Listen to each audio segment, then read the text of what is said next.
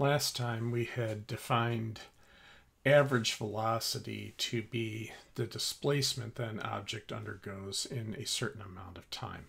So just by quick wave reminder, the triple equal sign means by definition. Delta here means change in. So our displacement is the change in position. And the change in anything is always the final value, so the final position, minus the initial position. And this is over the time it took to execute that displacement. So that'll be the change in the time. So this will be the final time minus the initial time. Now, that's not quite the same thing as just the average speed.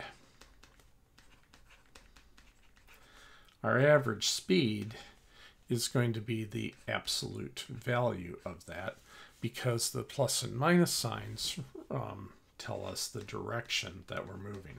So let's say that I'm moving at 5 meters per second to the right. The fact that I'm moving to the right is indicated by the fact that this is a positive value. We are free to make other choices, but if we don't say explicitly, then it's assumed that to the right is positive. But if in some problem it makes sense to make it left is positive, by all means do that. Just you have to tell people that that's what you're doing first. And I can be going at 5 meters per second to the left, so my average velocity here would be minus 5 meters per second, because that means to the left. In both cases, my average speed is just the absolute value of that, which is 5 meters per second. So speed is just how fast you're going. Velocity is how fast you're going with a direction. Alrighty.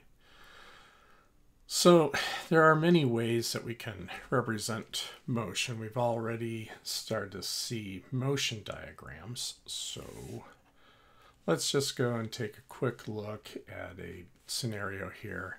Let's say at t equals 0 seconds, you are located at x equals 0 meters, the origin. And then we can say that at t equals 1 second, you are located at 10 meters. At t equals 2 seconds, you're located at 30 meters. At t equals 3 seconds, you're located at 50 meters.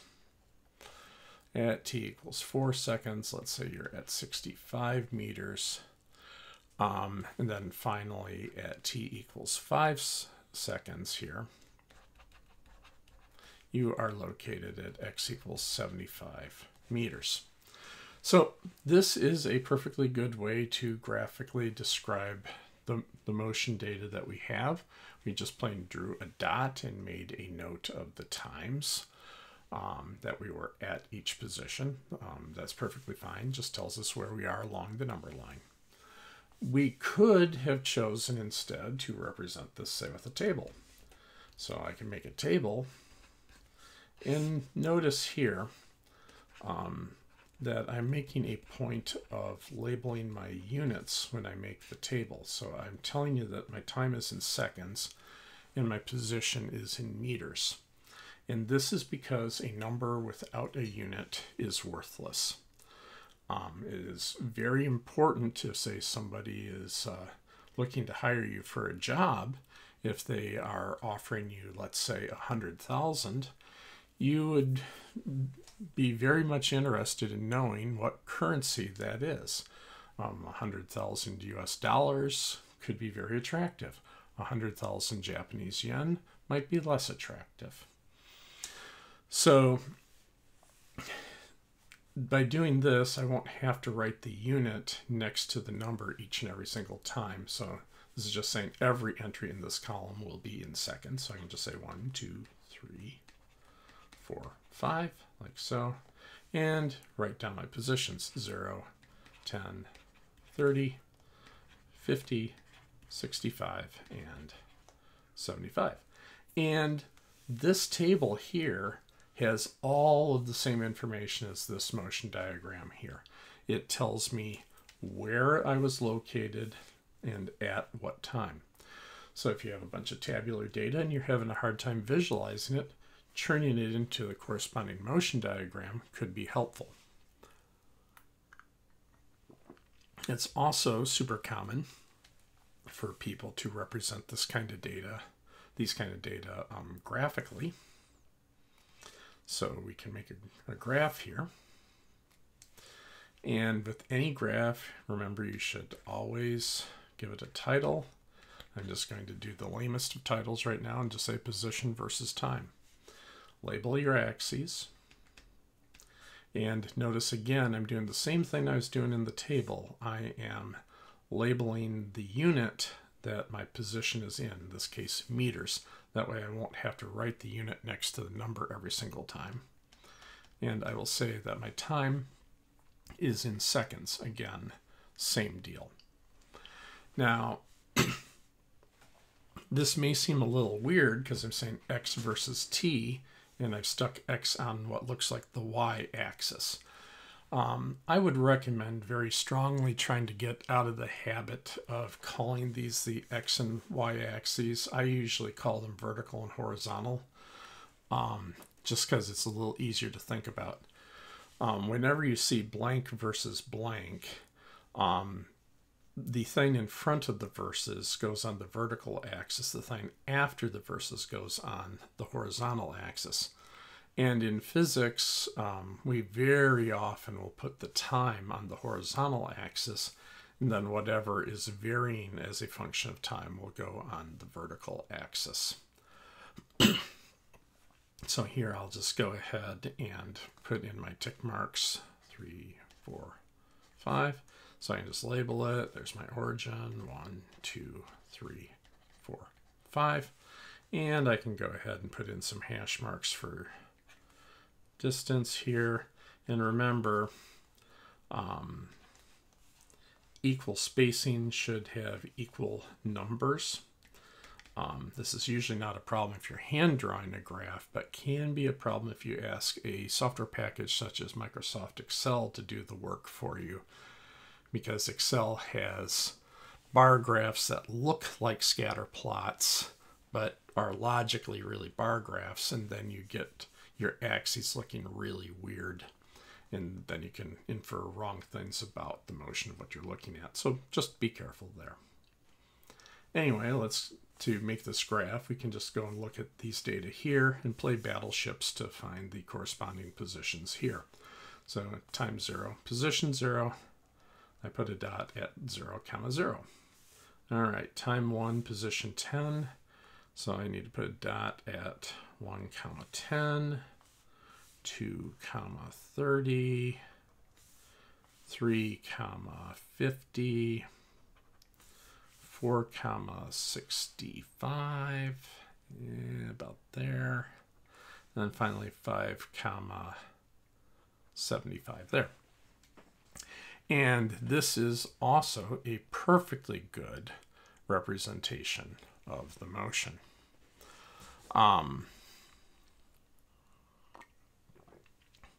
So again, keep in mind the dots here are just showing us the times and positions for which we have data. Apparently we didn't take photographs or whatever to tell us what happened in between. So if that's important to us, we'll have to try to estimate what's happening there. But if we just put the dots, that's just our experimental data on it. And this conveys all the exact same information as this motion diagram here and this table here. So when a physicist looks at this graph, they'll look at it and say, okay, you were moving kind of slowly to the right at first, and then you picked up some speed, and then you slowed back down, ending up at 75 meters at time 5 seconds. So the actual physical motion here is given by this motion diagram. This graphical representation here is telling you the position as a function of time graphically, but is not giving you a trail of how the object moved or anything like that. It's not a motion diagram. So it would be good to, if given one of these, figure out how to be able to make the other two. With practice, you'll eventually be able to make these pictures in your mind. Okay. So moving along here, I'd like to start to think about, move toward the idea of uniform motion. It's often the case that motion, at least for certain time intervals, will be steady. So let's go ahead and make another position time graph here.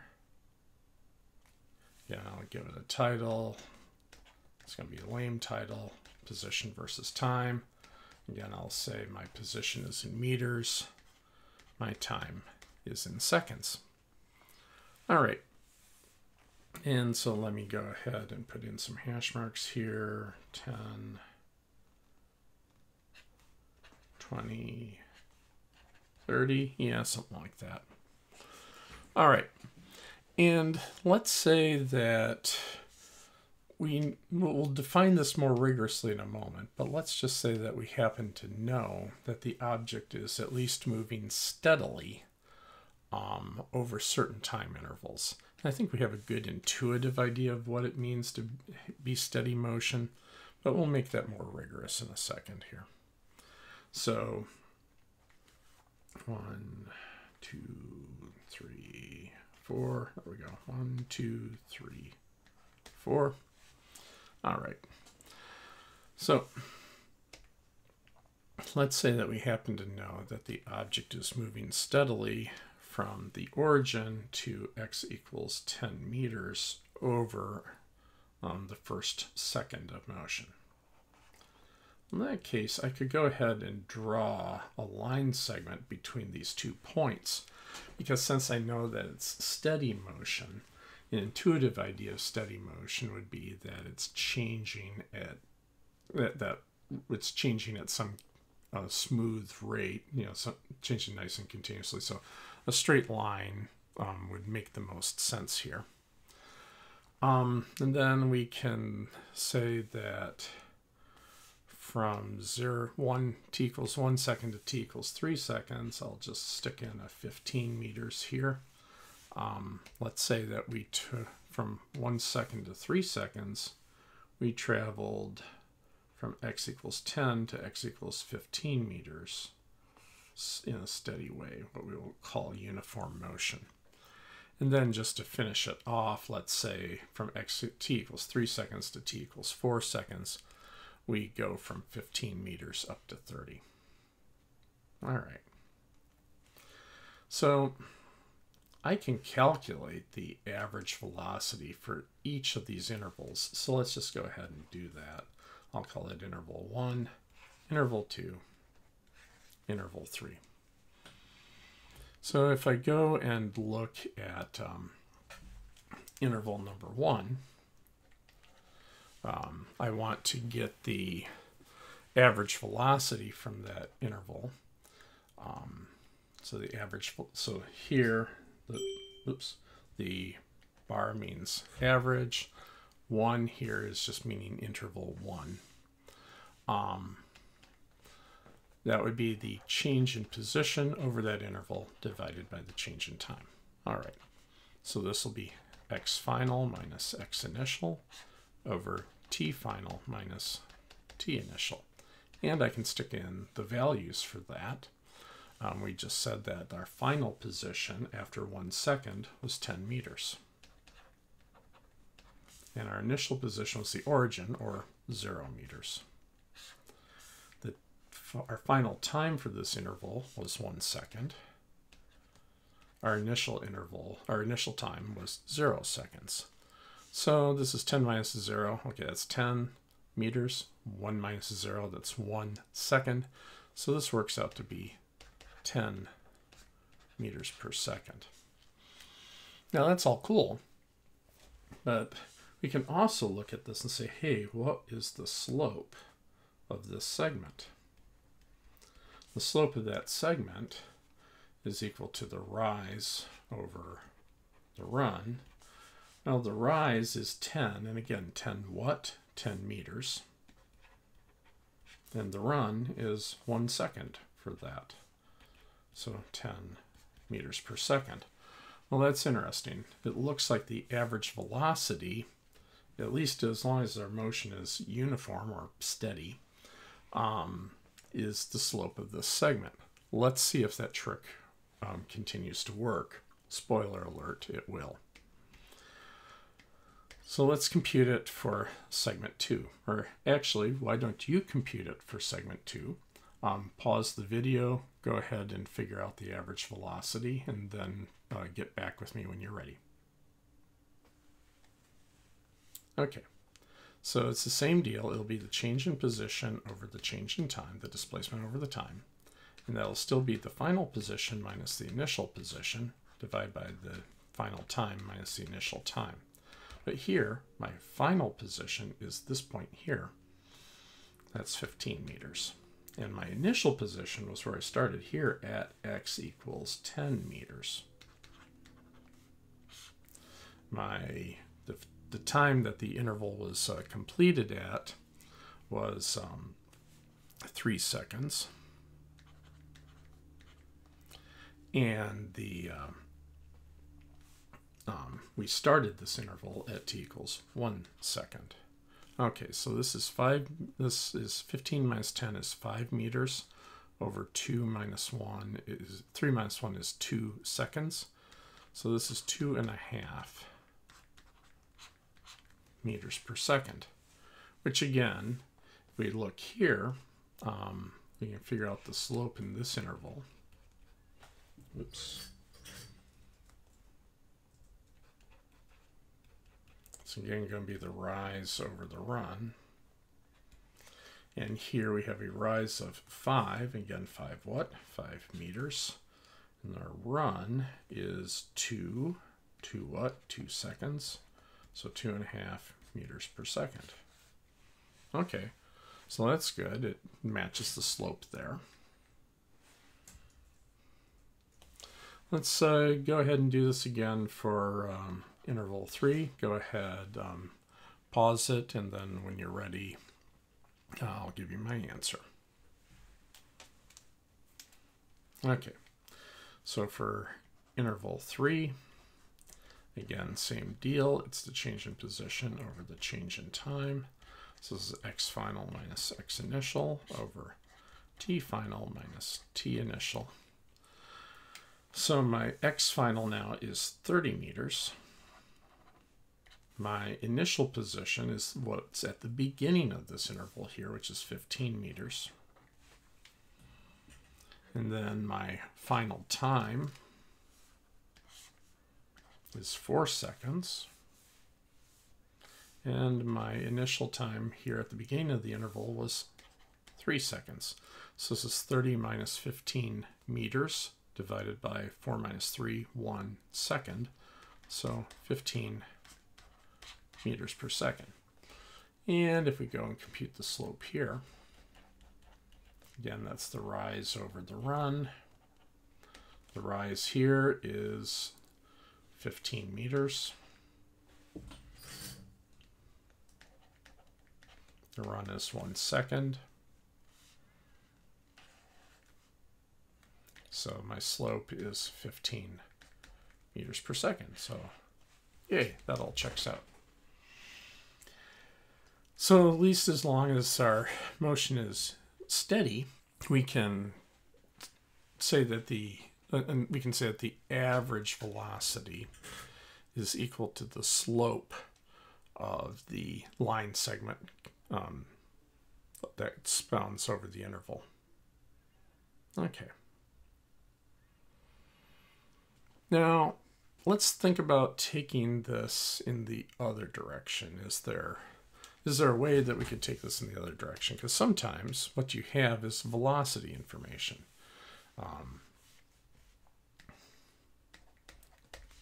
For instance, you might be looking at data from a radar gun or something like that, looking at a car moving or something like that. So this would be velocity of in meters per second, and this is our time in seconds. All right. And let's just put in some values, 10, 20, 30. And then we'll say 1, 2, 3, 4, like that. Now let's say that for the first second of motion, we were going at 10 meters per second. And then for the remainder, let's say we're going at 2.5, like so. Let's say what I'm really interested in is how far did I travel in this first second? Well, we could start to figure that out. If we go back to our definition of average velocity, remember this is the displacement over the time. So I can times both sides through by the time to get that the displacement will be the average velocity times the time. Okay, that's cool. But look at this. If the velocity is a constant, then this height here is my average velocity for this interval. And this time here is my average velocity. Is my time that I had here.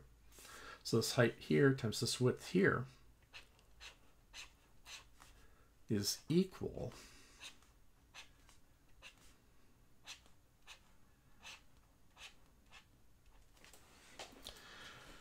to the displacement for that time interval. Now, does this tell us the final position? No, unfortunately it doesn't. It just tells us how far we went. And that's because we have the same issue here. For instance, I could have, instead of starting at x equals 0, I could have decided to start at x equals 10. And I would have a graph where all the slopes are the same, but the positions are all different.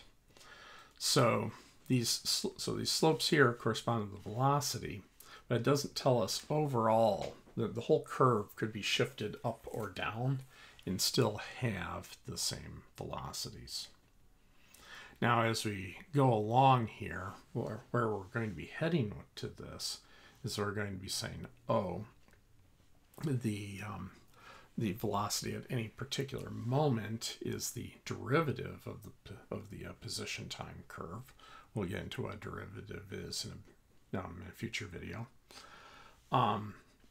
And this area under the curve is somewhere we'll be able to look at and say, oh, that means the displacement is equal to the definite integral of the velocity time graph. But again, if you've gone that far in your calculus yet, and it's not a big deal if you haven't, I'll bring it in as we need it. But you know that when you integrate, you're always free to choose an overall constant to your integration, and that's what's going on here. So for now, we'll just call this an area under the curve, but this, and I will abbreviate areas under the curve with AUC, but for those of you who've seen it, this is the integral from T1 to T2 of V bar. And yes, I stuck my dt in front and not in the back because I'm a physicist and not a mathematician. So if you want to write it the math way, feel free to do that. Mathematicians usually prefer to do it like this, to say, okay, we're going to be integrating, and then they use the d whatever to say over what. What will happen in physics as you go on is that a lot of times you'll be integrating over lots and lots of different variables all at once, and it's more useful to just keep the limits of what you're integrating right next to the thing you're integrating over. So it's just a difference in notation, but don't stress about it. And if you haven't seen this yet, don't worry about it. I'll bring in whatever we need as we need it. But I'm just mentioning this if you know what one of those is already. Just like here, we can observe that the slope is equal to dx dt over that interval. If you've seen differential calculus. And again, if you haven't, I will introduce it as we need it. All right. So just a little bit more about this area under the curve sign for those of you who haven't had integral calculus yet. And it's okay if you haven't. There is a special rule with these funny areas under the curve. So I'm just going to draw a quick example here to show what I mean. So again, here's my velocity. We'll say it's in meters per second. Here's my time in seconds. This is a v versus t graph. And I'm just going to say that we went from at a constant speed, a constant velocity of -8 meters per second. So this means going to the left. And we did that for 2 seconds, and then we basically just came to a stop. Oops.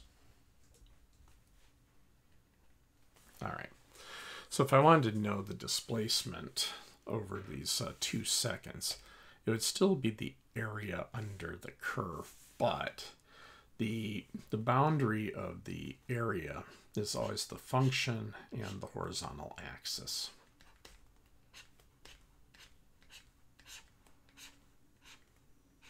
Like that.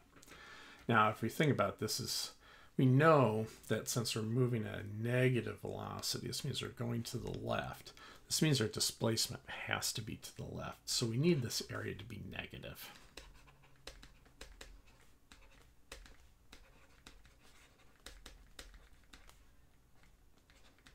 And I mean, that's all right because the units of this mathematical area are meters.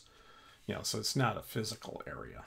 Physical area would have units of meters squared.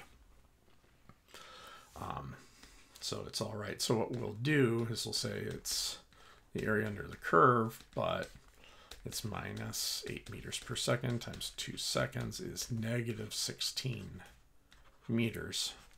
So we will conclude that our displacement was happening to the left. Okay, so that will get us into a state where we can now kind of go back and take our intuition about what it means to move steadily, or usually physicists say uniformly. And we can now say a bit more about uniform motion.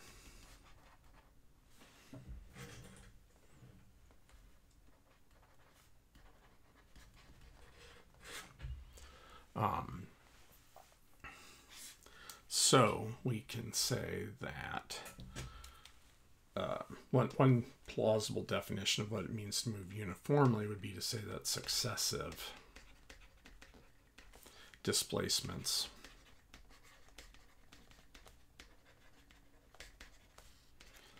are the same for equal time intervals. Another way that we could say it is to say that my x versus t graph is a straight line.